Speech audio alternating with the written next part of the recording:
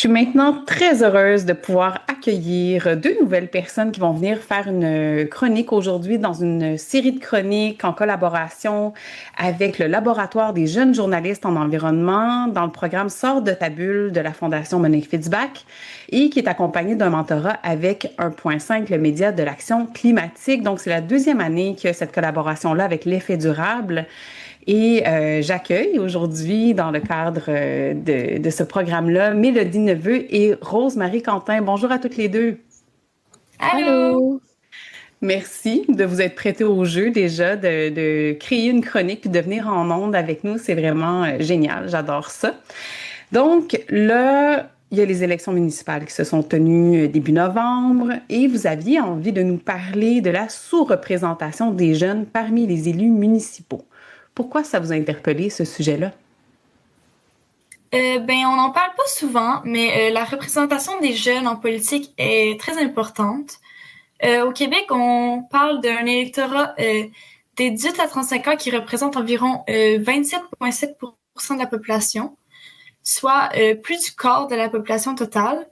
Donc, lorsqu'ils sont élus, les jeunes viennent avec des aspirations comme lutter contre les changements climatiques et protéger l'environnement. Puis leurs impacts pourraient vraiment changer beaucoup de choses dans les municipalités. C'est d'autant plus important que les municipalités jouent un rôle central dans la lutte et l'adaptation au changement climatique. Les jeunes devraient être représentés en politique municipale puisque c'est de leur avenir dont il est question. Et ce ne sont pas les personnes les plus âgées qui vont pouvoir prendre les meilleures décisions pour eux. Donc, les jeunes devraient pouvoir faire entendre leur voix, contribuer et d'une certaine façon décider de leur avenir. Malheureusement, ce n'est pas ce qu'on voit en ce moment. On est loin d'avoir une représentation des jeunes qui est proportionnelle à la place qu'ils ont et qu'ils occupent dans la société. Aux dernières élections, on parle de 8,4% des jeunes conseillers et conseillères entre 18 et 34 ans qui ont été élus et seulement 2,3% des jeunes ont été élus maires et mairesses à l'échelle de la province. Alors, il nous reste du travail à faire pour obtenir une bonne représentation. Je suis entièrement d'accord avec toi, Mélodie. Et comment on explique cette situation-là? Rose-Marie, tu voudrais peut-être répondre à cette question.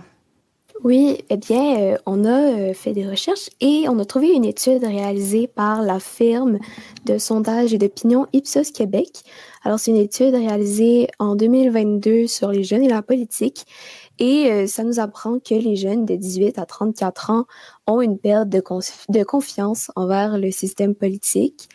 Les jeunes reprochent également aux politiciens et aux politiciennes de ne pas tenir leurs promesses. Et encore, selon cette étude-là, un jeune sur 5 ne va pas voter parce qu'il pense que son vote n'a pas d'importance. Puis, est-ce qu'on peut les blâmer? Parce que si tes idées sont pas représentées au gouvernement, pourquoi tu te donnerais la peine d'aller voter? Donc, c'est ça. Sinon, selon Mallory Flon, la directrice générale de l'Institut du Nouveau Monde, désolé, c'est un organisme qui vise à accroître la participation citoyenne.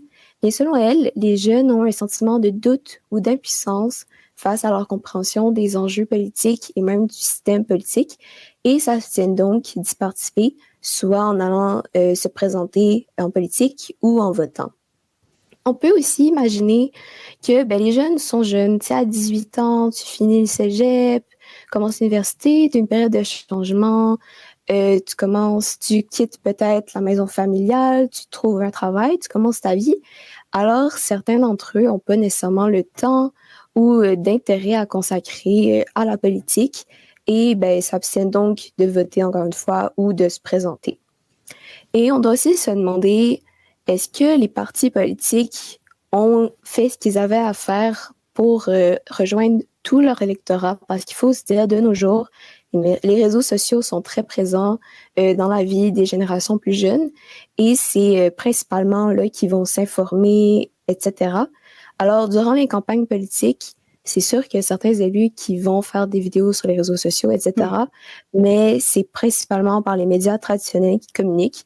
Alors, si les jeunes ne sont pas interpellés là où ils vont chercher l'information, est-ce qu'on peut les blâmer tant que ça de moins s'intéresser? Alors, honnêtement, il faudrait que et les partis et les jeunes fassent un bout de chemin pour améliorer la situation. Oui, effectivement, ça se fait des deux côtés, je dirais, mais beaucoup de la part des candidats, effectivement, là, pour aller chercher davantage d'intérêt de la part des jeunes. Et selon vous, les conséquences concrètes dans la vie des jeunes, ça ressemble à quoi? C'est quoi ces conséquences-là qu'on observe? Le problème avec cette sous-représentation-là, c'est que les préoccupations et les aspirations des jeunes, ils sont pas considérés lors des décisions qui parlent de leurs avenirs sont prises. Mhm. Pour le moment, au Québec, on observe qu'une très grande majorité des élus municipaux sont âgés de 50 ans et plus. On imagine qu'on ne parle pas tant dans ces conseils municipaux-là de sujets qui affectent les jeunes et on prend pas non plus le temps de consulter la jeunesse sur les enjeux qui la préoccupent. Et on en parle aussi, la mentalité des jeunes et celle des personnes plus âgées n'est pas la même. Alors, il peut paraître décalé de laisser des personnes plus âgées gérer des enjeux politiques qui vont pas les affecter. Mm. Plusieurs études parues ces dernières années, en particulier la consultation Ma Voix compte 2025, montrent que les jeunes québécoises et québécois ont des préoccupations en lien avec la santé mentale, la crise climatique, l'éco-anxiété, les perspectives d'emploi, l'accès à un logement abordable, à une alimentation de qualité, à des modes de déplacement durables, etc. Les municipalités ont alors un rôle à jouer sur plusieurs de ces aspects. Alors, est-ce qu'elles le font et peut-être pas suffisamment? Et peut-être pas suffisamment en écoutant la jeunesse, comme vous le dites tous les deux. Et là, concrètement, au municipal, comment est-ce qu'on pourrait changer la donne, faire en sorte que les jeunes participent davantage aux décisions qui concernent leur avenir? Eh bien, une solution excellente, c'est toujours l'éducation, parce un jeune éduqué va pouvoir s'informer, va pouvoir s'intéresser et mieux comprendre l'importance d'aller voter ou même de se présenter à des élections municipales. Et bien, il y a des organismes qui participent à l'éducation de la jeunesse. Donc, il y a l'organisme Citoyenneté Jeunesse qui vise à augmenter la représentation des jeunes de moins de 35 ans dans les lieux de pouvoir. Ou encore, il y a l'Institut du Nouveau Monde qui vise à accroître la participation citoyenne sous toutes ses formes, donc politique, mais aussi les autres formes de participation citoyenne. Et pour toi, Mélodie? Ouais, il y a aussi dans les écoles des conseils étudiants qui permettent aux jeunes de s'essayer à la démocratie et de voter pour des enjeux qui les concernent vraiment, puisque c'est leurs écoles. Il y a aussi la Fondation Money Feedback à Québec qui permet aux jeunes de s'impliquer avec son programme Sors de ta bulle et son conseil de jeunes ministres en environnement, où les jeunes agissent dans les communautés pour l'action climatique. Il existe également des initiatives comme celle du Conseil municipal des jeunes de la ville de Sherbrooke. Donc, c'est des jeunes de 15 à 18 ans qui apprennent à débattre et à faire des recommandations à leur vrai conseil municipal sur 2 enjeux d'actualité. En 2025, ils et elles ont participé de la façon dont la municipalité pourrait rendre l'éco-responsabilité plus accessible. Des étudiants et des étudiantes de l'École de politique appliquée de l'Université de Sherbrooke et des membres du Carrefour de solidarité internationale les accompagnaient dans ce stage qui dure 4 mois et qui se conclut par une vraie séance du conseil municipal. Et aussi, finalement, si je peux reprendre la parole, mais vous savez, quand un maire ou une mairesse jeune est élu, les gens ont moins tendance à accepter facilement ça parce que ils sont plus jeunes. Fait que les gens pensent qu'ils ont vu qu'ils ont moins d'expérience, sont pas nécessairement autant compétents que quelqu'un qui serait plus âgé. Mais il faudrait, à la place de décider qu'ils sont mauvais dès le départ, les épauler pour qu'ils puissent devenir autant compétents que quelqu'un qui a 20 ans de plus parce que c'est pas parce qu'ils sont plus jeunes qu'ils sont nécessairement moins bons.